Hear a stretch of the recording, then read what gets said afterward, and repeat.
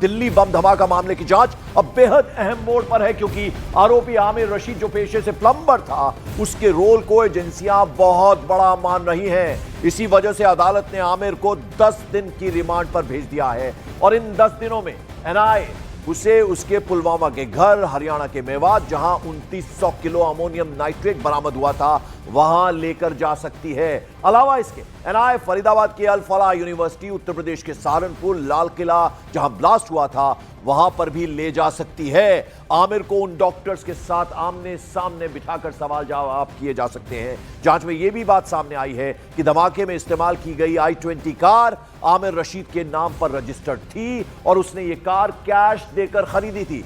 एजेंसियां अब ये पता लगाना चाहती हैं, ये जानना चाहती हैं कि कार खरीदने और उसे उमर मोहम्मद तक पहुंचाने के लिए आमिर को कितनी रकम दी गई। ऐसे में सबसे बड़ा सवाल यह है कि पुलवामा में प्लम्बर का काम करने वाला आमिर आखिर जैश के मॉड्यूल से कब जुड़ा, किसके संपर्क, किसके कांटेक्ट में आया, और ये जो पूरा का पूरा नेटवर्क था, इसमें कितने लोग देश के खिलाफ साजिश रच रहे हैं। एनआईए अब हर लिंक को जोड़ने में जुटी है ताकि दिल्ली धमाके की पूरी साजिश का पर्दाफाश किया जा सके।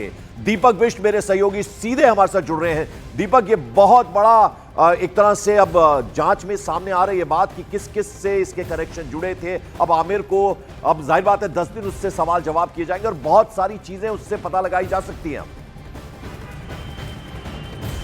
बिल्कुल पंकज, देखिए जिस तरह से उसकी गिरफ्तारी हुई थी, मैं आपको बता दूं कि 10 नवंबर को शाम को जब धमाका हुआ था लाल किले की रेड लाइट पर, उसके बाद से ही रात तक उसकी फोटोग्राफ बाहर आ गई थी कि आमिर वो शख्स है जिसने i20 गाड़ी जो HR 26 नंबर की थी उसे खरीदा था और उसके बाद उसी के नाम पर रजिस्टर्ड थी। जब उससे पूछताछ की गई तो जम्मू कश्मीर पुलिस के पास वो सबसे पहले था, उससे पूछताछ करते करते पुलिस यहाँ तक पहुँची। अब एजेंसी ने उसको 10 दिन की रिमांड में इसलिए लिया है क्योंकि उससे कई सारे सवाल जवाब करने हैं कि कैसे उसने इतनी बड़ी भूमिका निभाई, क्योंकि जिस i20 कार के जरिए धमाका किया गया था वो कार खुद यहाँ पर इसी के नाम पर की गई थी और आमिर पेशे से, उसका परिवार उसे ये बता रहा है कि वो प्लम्बर है और वो काफ़ी सीधा साधा, लेकिन जितनी चतुराई से उसने ये गाड़ी खरीदी और उसके बाद डॉक्टर उमर नबी के हाथ में दे दी, जो एक खुद आत्मघाती हमलावर बन चुका था, और इसीलिए इस पूरे नेक्सस को यहाँ पर तैयार करना है। वहीं फरीदाबाद में जो विस्फोटक बरामद हुआ था उसमें कई लोगों की गिरफ्तारी हुई थी। J&K से डॉक्टर्स की पूरा एक नेटवर्क का भंडाफोड़ हुआ था।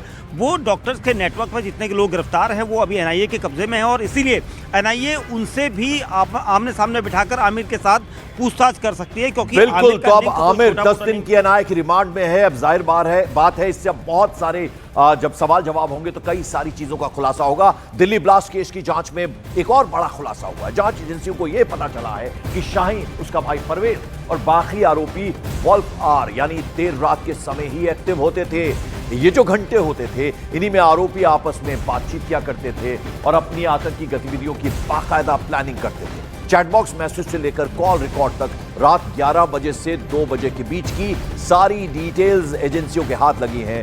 हाउलकोट से बातचीत की शुरुआत हमेशा शाहीन क्या करती थी और शाहीन के बने वॉल्फ पैक ग्रुप में परवेज, आरिफ समेत कई सारे लोगों के नंबर जुड़े हुए थे। छापेमारी में परवेज के घर से एक चापड़ भी मिला है। ये कई सारी अहम जानकारियां मिल रही हैं। दीपक बिष्ट मेरे सहयोगी लगातार बने हुए हैं। दीपक, ये एक और बड़ा खुलासा है। बिल्कुल पंकज, देखिए शुरुआत से ही लगातार, क्योंकि अब तक जितने भी ऐसे टेरर मॉड्यूल का भंडाफोड़ हुआ है, किसी न किसी एक ऐसे ऐप का इस्तेमाल करते हुए आए हैं जो जांच एजेंसियों की नज़र से दूर रहे। यहाँ पर भी इन लोगों के काम करने का तरीका या आपस में मॉड्यूल का तरीका जो है बिल्कुल अलग था। रात के वक्त में, रात 11-12 बजे के बाद ये शुरू होते थे, उसके बाद 2-3 बजे तक इनको उस मॉड्यूल के जरिए ये लोग आपस में बातचीत करते थे। कई सारे ऐप्स का इस्तेमाल हुआ था। सूत्र ये बता रहे हैं कि कई सारे ऐसे चैट में कोड वर्ड का इस्तेमाल किया जाता था ताकि किसी को भी पता ना लग सके कि क्या ये जानकारी इकट्ठा की जा रही है, किस तरह की जानकारियां साझा की जा रही है, किस किस लोगों को ये, क्योंकि पिछले 1 साल से 8 महीने से 1 साल का जो समय था, इस दौरान इन लोगों ने काफ़ी चैट इस तरह के किए हैं और इन सारी जानकारियों को यहाँ पर इकट्ठा किया गया, क्योंकि कई सूत्र ऐसे बता रहे हैं कि शाहीन के पास से मिले हुए कुछ ऐसे गैजेट्स जिनके जरिए ये सारी चीज़ें सामने आई है। उसके अलावा डॉक्टर परवेज, जो उसका सगा भाई था लखनऊ में पोस्टेड, उसके जरिए ये कई सारे जानकारी आई है, क्योंकि दिन भर ये लोग अस्पताल में या फिर एकेडमी में या फिर कहा जाए तो जो अल फलाह यहाँ पर यूनिवर्सिटी है उसमें ये लोग रहते थे एक्टिव। लेकिन फारूक और परवेज़ और डॉक्टर मुजम्मिल, डॉक्टर आदिल और डॉक्टर शाहीन ये सब एक ऐसे नेक्सस के जरिए रात को बात किया करते थे ताकि किसी को पता ना लग सके। और ये मॉड्यूल काफ़ी समय से ऑपरेट हो रहा था और प्लानिंग कर रहा था हर चीज़ की कि क्या क्या चीज़ें पूरी हो चुकी हैं, किस तरह की फंडिंग होनी है, कहाँ कहाँ से पैसा आएगा। और इसीलिए इसमें इसका बड़ा रोल यहाँ पर जो डॉक्टर आमिर है, जो आमिर यहाँ पर जो गिरफ्तार किया गया है, उसकी यहाँ पर काफ़ी कुछ पूछताछ के बाद कई सारी चीज़ें सामने आ सकती है। पंकज, तो अभी डिटेल वाइज जो है यहाँ पर इन्वेस्टिगेशन की जा रही है। बिल्कुल, तो जैसा दीपक बिष्ट बता रहे थे, एक तो एनआईए की 10 दिन की रिमांड पर है आमिर, उससे पूछताछ होगी, कई सारी जांच सामने आएंगी अब बातचीत के दौरान। और डॉक्टर शाहीन, किस तरह से ये लोग दिन में डॉक्टरी की जो गतिविधियां होती हैं उसमें इन्वॉल्व रहते थे और रात को नाइट आवर्स में इस तरह की एक्टिविटीज में शामिल होते थे। इस पूरे टेरर मॉड्यूल में डॉक्टर शाहीन की भूमिका सबसे संदिग्ध मानी जा रही है। वो दिल्ली लाल किला धमाके की अहम किरदार। डॉक्टर शाहीन दिल्ली धमाके की एक ऐसी कड़ी जिसके तार एक नहीं बल्कि कई लोगों से जुड़े हैं। जांच एजेंसियों की जांच से तो ऐसा लगता है कि डॉक्टर शाहीन उत्तर प्रदेश को बारूद के ढेर पर बिठाना चाहती थी और वहां से आतंकियों को देश के अलग अलग हिस्सों में भेजकर तांडव करना चाहती थी। सूत्रों के मुताबिक इसके लिए विदेश से फंडिंग आ रही थी। डॉक्टर शाहीन बार बार पासपोर्ट अपडेट करवाकर विदेश जा रही थी। 7 बैंक खाते भी उसने खुलवाए थे। यानी शातिर शाहीन के दिमाग में कई सारे शैतानी प्लान थे। डॉक्टर शाहीन आतंकी मजदूरों को ऐसा मॉड्यूल तैयार कर रही थी जो उसके या फिर उसके आतंकी आकाओं के इशारे पर कभी खुद को झोंकने के लिए तैयार हो जाते।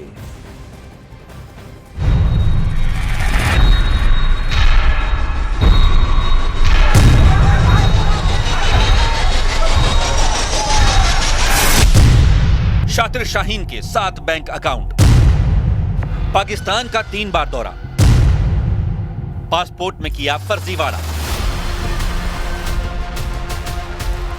दिल्ली धमाके की साजिश रचने की आरोपी डॉक्टर शाहीन के शैतानी दिमाग ने एक नहीं बल्कि कई साजिशें रची।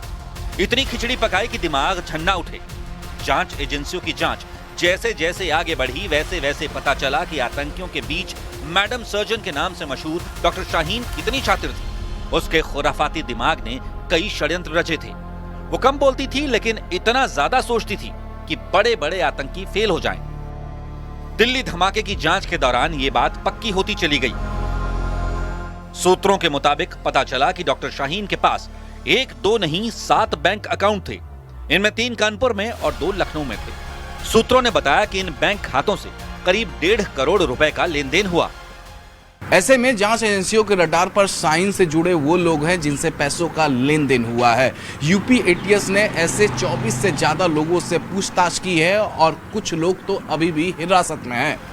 सूत्रों के मुताबिक जांच एजेंसियों को शाहीन के हवाला कनेक्शन के बारे में भी पता चला है, क्योंकि हवाला के जरिए जैश ए मोहम्मद ने शाहीन को करीब 20 लाख रुपए भेजे थे, जिसका इस्तेमाल यूपी के हापुड़ और सहारनपुर जैसे शहरों में आतंकी सेंटर और सेफ हाउस खोलने में होना था। लेकिन शाहीन के पकड़े जाने के बाद जैसे मोहम्मद के मंसूबों पर पानी फिर गया और यूपी में मैडम सर्जन और जैश के आकाओं की खतरनाक प्लानिंग फेल हो गई। जबकि पूरा प्लान तो यूपी के कई जिलों में बारूद का ऐसा ढेर खड़ा करने का था जिसमें चिंगारी लगते ही धमाका हो जाता। क्योंकि सूत्रों के मुताबिक मार्च 2022 में डॉक्टर शाहीन तुर्की गई थी। वहां उसने अपने आतंकी आकाओं से मुलाकात की थी। इसके अलावा वो 3 बार पाकिस्तान और थाईलैंड भी गई। इसके लिए डॉक्टर शाहीन लगातार अपना पासपोर्ट अपडेट करवा रही थी।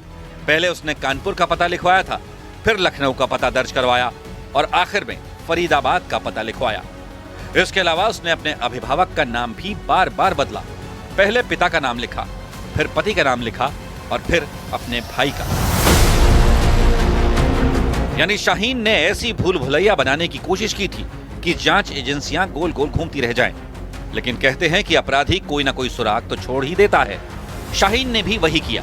सूत्रों के मुताबिक डॉक्टर शाहीन के पासपोर्ट पर जो आखिरी एड्रेस अपडेट हुआ है वो उसके भाई डॉक्टर परवेज के लखनऊ की इंटीग्रल यूनिवर्सिटी का पता है। इसलिए लखनऊ की इंटीग्रल यूनिवर्सिटी भी जांच के घेरे में आ गई। यानी डॉक्टर शाहीन की लाख कोशिशों के बावजूद उसका कच्चा चिट्ठा खुल गया और जैसे जैसे सच सामने आया उसे जानने वालों ने दांतों तले उंगलियां दबा ली। क्योंकि सूत्रों के मुताबिक शाहीन के बर्ताव से कभी अंदाजा नहीं लगा कि वो इतनी शैतानी सोच वाली होगी, क्योंकि डॉक्टर शाहीन ज्यादा नहीं बोलती थी। कानपुर में नौकरी के दौरान तो उसने छुट्टी ही नहीं ली थी और लगातार काम किया था। लेकिन किसे पता था कि शाहीन की असलियत कुछ और है। उस पर लगे आरोपों को सुनकर तो ऐसा लगा कि डॉक्टर शाहीन का हर काम उसकी डेंजरस प्लानिंग का हिस्सा था। और पिछले 2 दिनों में उत्तर प्रदेश एसटीएफ और एटीएस की टीम ने 24 से ज्यादा संदिग्ध लोगों से पूछताछ की है। कई लोगों को हिरासत में भी लिया गया है। उत्तर प्रदेश एसटीएफ की पड़ताल जारी रहेगी जब तक वो डॉक्टर शाहीन के पूरे मॉड्यूल का पर्दाफाश नहीं कर देते। अब तक की पड़ताल में यह पता चला है कि डॉक्टर शाहीन बेहद शातिर थी।